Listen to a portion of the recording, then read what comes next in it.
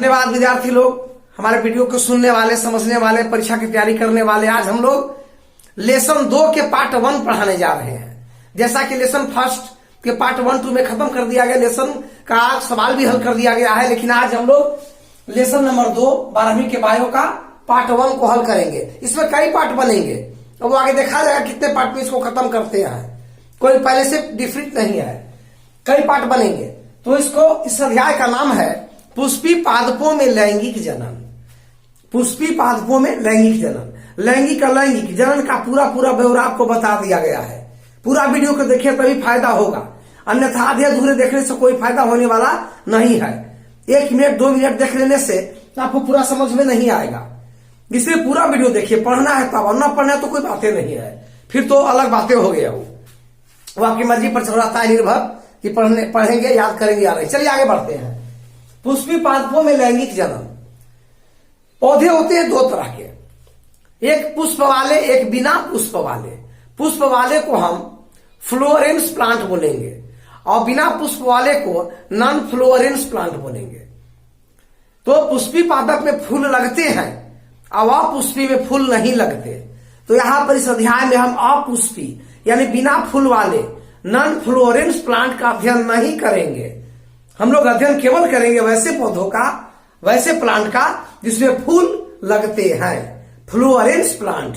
इसी के लिए का लिखा गया हेडिंग में कि पुष्पी पादपों में लैंगिक जनन, आप पुष्पी में नहीं। तो इस अध्याय में केवल हम वैसे प्लांट का अध्ययन करेंगे जिसमें फूल लगा हुआ होता है। अब समझिए, आगे शुरू करते हैं। गेंदा, गुलाब, गुड़हल, आम, जामुन, कटहल सब में फूल लगते हैं। ये पुष्पी पौधे हुए। अब इन पौधे में, पुष्पी पौधों में भी 2 तरह के पौधे होते हैं। पहले इसका पूरा अर्थ समझो, सुनो ध्यान से। अब बड़े लोग हैं तो सुनिए ध्यान से। तो बात यह है कि पुष्प होते हैं 2 तरह के, एक लिंगी और द्विलिंगी। यानी इसे हम मोनोसेक्सुअल और बाइसेक्सुअल के नाम से लेसन 1 में पढ़ा चुके हैं। जैसे कहने का अर्थ यह है, यदि ताड़ के पौधे का कहा जाए तो बाल देने वाला अलग, फेदा यानी फल देने वाला अलग। तो बाल देने वाला में केवल पुंकेसर है और फेदा देने वाला में केवल स्त्री केसर जो फल देती है। पपीता और खजूर में भी ऐसी ही स्थिति है, एक झरगा, एक फल देने वाला। झरगा वाला अक्सर पुंकेसर युक्त होता है। तो एक पौधे में फूल तो है, लेकिन स्त्री केसर या पुंकेसर दोनों में से कोई एक है, जिसे हम एक लिंगी पुष्प कहेंगे। परंतु आम, जामुन, कटहल, गुड़हल, गेंदा, गुलाब, जूही, चंपा, चमेली, बेली, ये सब के जो पुष्प हैं ये होते हैं द्विलिंगी, बाइसेक्सुअल फ्लावर, क्योंकि इसमें स्त्री केसर, पुंकेसर दोनों मौजूद होते हैं, दोनों के दोनों प्रेजेंट हैं एक एक फूल में। तो इसे हम बाइसेक्सुअल फ्लावर बोलेंगे। अब आप समझ गए कि एक लिंगी फूल और द्विलिंगी फूल का तात्पर्य यानी अर्थ क्या होता है। अब आगे बढ़ जाते हैं। पुष्प का पहले वर्णन कर लेते हैं। पुष्प के अध्ययन करना पड़ेगा, क्योंकि इससे भी बहुत सारे सवाल आते हैं पुष्प के संबंध में। स्टडी ऑफ फ्लावर्स या अध्ययन डिस्क्राइब करते हैं, इसको वर्णन करते हैं। कुछ वैज्ञानिक का कहना है कि जो पुष्प है उनमें 4 मुख्य अंग होते हैं। वे बोलते हैं 4 अंग को बाह्य दल, पंखुड़ियां, पुमंग और जायांग। पुमंग यानी पुंकेसर के अनेकों रूप का नाम है और जायांग कई स्त्री केसर मिल के बनते हैं। पुमंग, जायांग नाम बोलते हैं, 4 भाग बोलते हैं। परंतु कुछ वैज्ञानिक का कहना है कि इनका जो डंठल है वो भी पुष्प का ही अंग है। लेकिन कुछ वैज्ञानिक का बेंच का कहना है कि डंठल पौधे का अंग होता है। खैर, चाहे उनके बीच जो विवाद हो, वैज्ञानिकों के विवाद को हम लोग सुधार नहीं सकते, लेकिन हम लोग सबको अध्ययन करेंगे। हम डंठले से शुरू कर देते हैं। तो ये तो पुष्प का प्रथम अंग डंठल। हालांकि किसी भी वनस्पतियों का पुष्प को जनन अंग, रिप्रोडक्टिव ऑर्गेन बोलते हैं। यही से जनन की क्रिया पौधों में शुरुआत होती है, इसलिए इसको हम जनन अंग, रिप्रोडक्टिव ऑर्गेन बोलेंगे। अब इसमें बात यह है कि थोड़ी सवाल और शब्दावली कुछ ध्यान से सुनकर याद करने योग्य है। आप इसे अनसुना कर देंगे तो ये भी आपको अनसुना कर देगा, कभी याद होने वाला नहीं है। इसलिए ध्यान से सुनने के बाद ही सरल है, आसान है। तो ये जो है, जो पुष्प जनन अंग है, इनका पहला अंग है डंठल। डंठल को हम इंग्लिश में पेडिसिल बोलते हैं। इंग्लिश हिंदी दोनों नाम याद करने से फायदा होगा कि परीक्षा में कभी कभी पेडिसिलिन लिख देता है, कभी कभी डंठल लिख देता है। दोनों का अर्थ तो एक ही हुआ, तो दोनों नाम जानने से आपको फायदा होगा। डंठल के नाम से आप पढ़े हैं, आप पेडिसिलिन पूछ दिया, तो ऐसी अवस्था में क्या होता है कि विद्यार्थी गड़बड़ा जाता है कि पेडिसिलिन तो पढ़े नहीं कभी, जबकि डंठल के बारे में ही पूछ रहा है। लगभग 25 से 30% सवाल केवल हिंदी मीडियम जानने से इसीलिए गड़बड़ा जाता है कि कभी कभी इसका उच्चारण इंग्लिश में कर देता है। डंठल को हम पेडिसिल बोलते हैं। यह पेडिसिल हालांकि पुष्प और पौधे के बीच का योजक कड़ी है, जोड़ के रखता है, कनेक्टिव लिंक हुआ। जैसे पौधे से मिलने वाले खनिज लवण को पुष्प तक भेजेगा, या फिर प्रकाश संश्लेषण जो भोजन बनता है ग्लूकोज स्टार्च, वो पुष्प को के पास भेजेगा, जिनके कारण से पुष्प वृद्धि और विकास करते हैं। तो पुष्पों का वृद्धि विकास करना, छोटे से बड़े खिल जाना, यह पुष्प क्रम कहलाता है। तो इस प्रकार से कुछ पौधों में देखा गया कि उनके पुष्प में डंठल होते हैं, गेंदा गुलाब में, तो इसे हम पेडिसलेट फ्लावर, डंठल युक्त पौधा बोलेंगे। पेडिसलेट फ्लावर, याद रखिए पेडिसलेट फ्लावर क्या है। परंतु कुछ जैसे मालवेसी कुल के पौधे आते हैं, सनसनई, भिंडी में, इनके पुष्प डायरेक्ट पौधे के देह भीति से ही जुड़े होते हैं, कुद्रुम वगैरह में। तो उनके जो पुष्प हुए डंठल विहीन हुए, अगर इसे अंग्रेजी में कहना हो तो क्या बोलिएगा, सेसाइल फ्लावर, सेसाइल फ्लावर, डंठल विहीन पुष्प को हम सेसाइल फ्लावर बोलेंगे। चलिए इसके बारे में आगे समझ में आएगा आपको। खास करके जनन के क्षेत्र में पुमांग और जयांग का ही अध्ययन मुख्य इसका उद्देश्य है। इस अध्याय का मुख्य उद्देश्य जनन से जुड़े हुए पुमांग और जयांग से ही जुड़ा हुआ है। लेकिन फिर भी थोड़ी सी 2 मिनट इसके बारे में एक नंबर का सवाल आता है, पूछना जरूरी है, समझना जरूरी है। सेकंड में है कैलेक्स, मतलब होता है बाह्य तल। ये बाहर देख रहे हैं काले रंग का, ये आपको कैलेक्स हुआ, ये बाह्य दल हुए। ये हरे रंग के होते हैं, जैसे गेंदा गुलाब में देखिएगा हरे रंग के सबसे नीचे फूल के नीचे लगे हुए होते हैं ग्रीन कलर का, ये बाह्य दल है। इसके एक भाग को निकाल लिया जाए, जैसे यहाँ इसका उदाहरण ये वाला हुआ, इसके एक भाग को हम निकाल लेंगे, इसको हम कहेंगे सेप्पल के नाम से जानेंगे, सेप्पल बोलेंगे। तो बाह्य दल के एकल भाग को सेप्पल कहते हैं। परंतु इसकी भी 2 स्थिति होती है। अगर ये सेप्पल आपस में कनेक्ट हो, जुटे हो, संयुक्त हो, कंबाइंड हो, जैसे कर्मी के इसमें देखिए गेंदा के फूल के नीचे देखिएगा ये हरा रंग का जो बाह्य दल है खोपी की तरह लगल है, टोपी की तरह, तो आपस में संयुक्त हुआ। तो बाह्य दल किस तरह से संयुक्त होना कहलाएगा गेमोसेप्लस। याद रखना है, जब बाह्य दल संयुक्त हो तो कहलाएगा गेमोसेप्लस। उसी प्रकार से गुलाब के फूल में देखिए नीचे जो है बाह्य दल 5 की संख्या में हरा रंग का रहेगा नीचे, अलग अलग। तो ये अलग अलग हुए, इसीलिए गुलाब में बाह्य दल की स्थिति को हम लोग कहेंगे पोलीसेप्लस। अलग अलग हो तो पोली, एक में तो गेमो, सेप्पल से सेप्लस कर देंगे। चलिए आगे बढ़ते हैं। तो देखिए ये हरा रंग होने के कारण ये सेप्पल भी प्रकाश संश्लेषण में भाग लेते हैं और ये पुष्प के नीचे पुष्पासन की रक्षा भी करते हैं बाह्य चोटों से। ये इनका वर्क हुआ। तो इसी प्रकार से हम आते हैं आपको कोरोला में होता है पंखुड़ियां। यहां देखिए सब कोरोला का रूप है। पुष्प का रंगीन, सुगंधित, आकर्षक भाग कोरोला होते हैं, इसे पंखुड़ियों के नाम से जाना जाता है। अगर इनकी पंखुड़ियों को भी एक तोड़ लिया जाए तो उसे हम कहेंगे सेप्पल के जगह पर इसको हम पेटल बोलेंगे। देखिए यहां पर आ गया पेटल,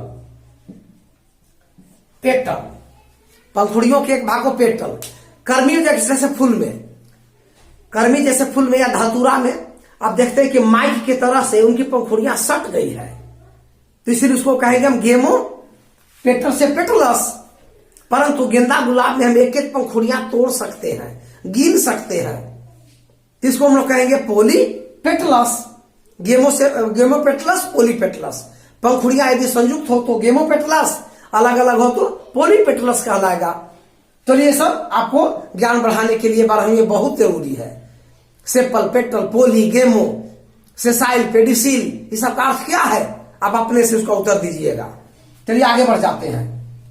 अब हम लोग यहां पर दो बच गए जनन अंग, यानी पुमांग और जायांग। पुमांग को कहते हैं एंड्रीसियम। यहां देखिए सबसे बड़ा है, ये छोटे वाले रूप है, ये पुमांग हुआ। एंड्रीसियम, ANDROECIUM, मतलब होता है पुमांग। और ये वाला जो है इसको हम जायांग कहते हैं। जायांग, हिंदी में जायांग, अंग्रेजी में गाइनीसियम, GYNOECIUM, गाइनीसियम, पुमांग और जायांग। तो हम लोग जायांग का या पुमांग का कोई का अध्ययन एक क्यों करेंगे एक बार, दूसरा का एक बार कर लेंगे, क्योंकि अध्याय का मुख्य आधार यही पुमांग और जायांग है। क्योंकि इसी से वनस्पतियों के जनन की क्रिया, reproductive work and function connect है, जुड़े हुए हैं। इन्हीं का अध्ययन खास करके किया जाएगा। अब हम लोग थोड़ा सा ध्यान देते हैं कि इसको हम लोग इसके बाद फर्स्ट नंबर इसको देते हैं एंड्रोसियम यानी पुमांग। यहां देखिए पुमांग का चित्र यहां पर बना दिए हैं। ये इस प्रकार का होता है पुमांग। तो पुमांग भी कोई कोई पुष्प में देख रहे हैं, पुमांग है नर जनन अंग, जायांग है स्त्री जनन अंग। तो जायांग को रोक दीजिए, अभी पुमांग को स्टार्ट करिए, यानी पुरुष जनन अंग पुष्प का पुमांग एंड्रीसियम। अब एंड्रीसियम यहां आ गया। अब पुष्प में देख रहे हैं कि पुमांग कई है, कई की संख्या में दिखाए गए हैं नीचे। ये मेल क्षेत्र हुआ, मेल क्षेत्र है, नर क्षेत्र है। इसको हम एम से भी सूचित कर देंगे, तो आपको याद रखना है कि मेल क्षेत्र है। अब बात यह है कि यदि इन पुमांगों में से एक पुमांग को ले लिया जाए, इन पुमांगों में से एक पुमांग को अध्ययन करने के लिए यहां ले लिया गया, कई पुमांग तो रह गए फूले में, एक पुमांग को यहां लिया गया, यानी एक पुमांग के एक पुमांग को ली, कई पुमांग है वहां पर, एक को लिया गया, तो एक पुमांग को हम लोग कहेंगे अस्टामिन। एक पुमांग का नाम रखा जाएगा अस्टामिन। एक पुमांग का अस्टामिन के नाम से इसको जानेंगे, अस्टामिन। अस्टामिन हुआ। अब अस्टामिन मतलब होता है, अस्टामिन मतलब पुंकेसर। पुंकेसर यानी पुमांग के एक भाग को ले लिए, जैसे सेपल पेटल को लिए थे। पुमांगों के झुंडों में से एक पुमांग को लिया जाए तो पुंकेसर हो गया। सिंपल बात है, इसको अस्टामिन बोलेंगे। अब अस्टामिन के नीचे ये जो डंठल लगल है, ये डंठिया को हम लोग बोलेंगे फिलामेंट। फिलामेंट यानी हिंदी में तंतु बोलते हैं फिलामेंट को। उसी प्रकार से ऊपर का ये जो भाग हुआ, ये एंथर कहलाएगा। एंथर, एंथर बोला जाएगा। एंथर माने होता है पराग कोष, पराग कोष। फिलामेंट माने होता है तंतु। इस प्रकार से बने होते हैं। अभी जो निचला जो फिलामेंट का भाग है, आप देख रहे हैं कि निचला भाग यहाँ पुष्पासन से जुड़ा हुआ है, और यही फिलामेंट का ऊपर का भाग एंथर से जुड़ा हुआ है। ये तंतु नीचे की ओर पुष्पासन से, यहां देखिए, और ऊपर की ओर ये दिया गया है बिंदु, ये एंथर से जुड़ा हुआ है। तो फिलामेंट आपको दो अंगों का आयोजक हुआ, कनेक्ट करने वाला हुआ। किसका? एंथर एंड पुष्पासन, थैलमस इसको इंग्लिश में कहते हैं। तो एंथर एंड थैलमस को कनेक्ट करता है, माने पुंकेसर और यहां पर पुष्पासन को कनेक्ट करता है। अब इसके बाद हम लोग आगे बढ़ाते हैं। अब देखते हैं कि किसी भी पराग कण में यहां पर भाग हुए दो, हालांकि एक भाग और बताएंगे। एंथर और फिलामेंट हुआ, तो एंथर और फिलामेंट ये हुए अस्टामिन कहलाए, अस्टामिन। अब इसका एंथर जो है, पराग कोष के बारे में यदि हम अध्ययन करते हैं, तो पराग कोष बाएं और दाएं दो भाग में बटा होता है। पराग कोष जो है यानी एंथर है, ये दो भागों में होता है, दो भाग। और दो भाग जैसे इसको हम इस तरह से लिख सकते हैं कि दो भाग में बटेगा, दोनों भाग को जोड़ने वाला योजी कहलाता है, कनेक्टिव। जैसे इस प्रकार से उल्टा 3 लिखिए, ऐसे करके, ऐसे ये जुट जाएगा इधर, और ये सब जो है छोटे छोटे छोटे छोटे सेल में ऐसे बदलते चले जाएंगे इस तरह से। और ये वाला आगे करके ऐसे करके ये आपको ये कोष बन जा रहा है। देखिए 4 गो बन गया, यही 4 गो यहां दिखा दिया गया। अब इसमें इसी प्रकार से ऐसे करके दर्शा देना है। ये आगे बताएंगे क्या संरचना ये है। इसी प्रकार से ये बन गया। तो ये दो, एक कोष हुआ फर्स्ट, अभी हुआ सेकेंड। अभी दोनों के बीच कनेक्शन है, इसी को हम योजी या कनेक्टिव कहते हैं। CONNECTIV कनेक्टिव या योजी, पराग कोष के दोनों भागों को जोड़ने वाला योजी कहलाया। अब बात यह है, ध्यान देना है कि जो पराग कोष वाला हुआ, ये 4 भाग में बट गए, चारों कोना देख रहे हैं अलग अलग हो गया, चतुष्फलकीय संरचना हो गया या चतुष्कोण हो गया। इसे हम टेट्रागोनल कह सकते हैं। टेट्रा मैंने 4, गोनल मैंने 4 को कोण बन रहा है। अभी चारों जो कोण बन गया, ये चारों कोण को हम लघु बीजाणु धानी बोलेंगे। लघु बीजाणु धानी, ये चारों हो गया लघु बीजाणु धानी। धानी, धानी मैंने जगह हुआ, लघु बीजाणु का थैला। अब इसी में होता है मातृ कोशिका, जिसे हम लघु बीजाणु मातृ कोशिका या पराग मातृ कोशिका के नाम से जानेंगे। अब इसमें जो सेल होगा उसको क्या कहेंगे? Mother cell. ये जनन का काम करेंगे। मदर सेल हमेशा होते हैं 2x, माने गुणसूत्र जिस पौधा का ही है, जिस पौधा का लघु बीजाणु धानी है, उसमें इसकी मातृ कोशिका में गुणसूत्र पूरा का पूरा होगा, तो द्विगुणित बोला जाएगा, डिप्लॉयड 2x बोलेंगे। अब यह जो है अर्धसूत्री विभाजन करेगा। क्या करेगा? अर्धसूत्री। अर्धसूत्री विभाजन में कै गो गैमेट बनता है? 4। तो चारों में गुणसूत्र, उसके कुल गुणसूत्र के आधे आधे ही रह जाते हैं। तो आधे आधे गुणसूत्र का अर्धसूत्री विभाजन में हो जाना, कोशिका के बंटने के बाद, ये कहलाता है अर्धगुणित या अगुणित, जिसे हम हेप्लॉइड बोलते हैं, इंग्लिश में हेप्लॉइड। तो गुणसूत्र की संख्या भी से बन जाएगा, आधा हो जाएगा, तो हो जाएगा हेप्लॉइड, यानी एक्स केवल रह जाएगा। तो इसमें मदर सेल जो है, जनन कोशिका का रूप है, वह बार बार अर्धसूत्री विभाजन करके और एक मदर सेल 4 छोटे छोटे युग्मकों का निर्माण करते हैं, जो होते हैं अर्धगुणित, आधा आधा गुणसूत्र वाले। इस 4 युग्मकों को बनाने के लिए एक मदर सेल है। उसी प्रकार से इसमें अनगिनत मदर सेल है, तो विभाजन करने के बाद अनगिनत युग्मक बनाएंगे। अब अतः उस एकल युग्मक को, प्रत्येक युग्मक को जिसमें गुणसूत्र की संख्या मात्र हेप्लॉइड रह गई है, अर्ध रह गई है, उसे माइक्रोस्पोर कहते हैं या लघु बीजाणु, जिसे कहते हैं लघु बीजाणु या माइक्रोस्पोर। माइक्रोस्पोर्स कई गुण है, तो माइक्रोस्पोर्स कहा जाए, माइक्रोस्पोर्स।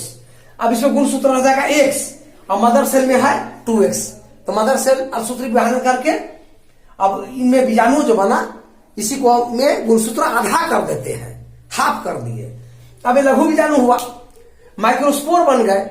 अब ये माइक्रोस्पोर का इस तरह से मातृ कोशिका के द्वारा बार बार अर्धसूत्री विभाजन करके लघु बीजाणु का निर्माण करना लघु बीजाणु जनन कहलाता है।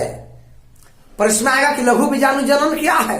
तो मातृ कोशिका के द्वारा या बीजाणु मातृ कोशिका उसी का नाम है, लघु बीजाणु मातृ कोशिका उसी का नाम है, जिसे हम जनन कोशिका के नाम से भी जानते हैं। ये बार बार अर्धसूत्री विभाजन करने के बाद 4 अगुणित, प्रत्येक मातृ कोशिका 4 अगुणित सेल का निर्माण करते हैं। इस तरह से कई मातृ कोशिका कई अगुणित सेल बनाएंगे। अब इन्हीं सेलों को हम सूक्ष्म सेलों को, जिस अगुणित है, उसी को हम कहते हैं लघु बीजाणु।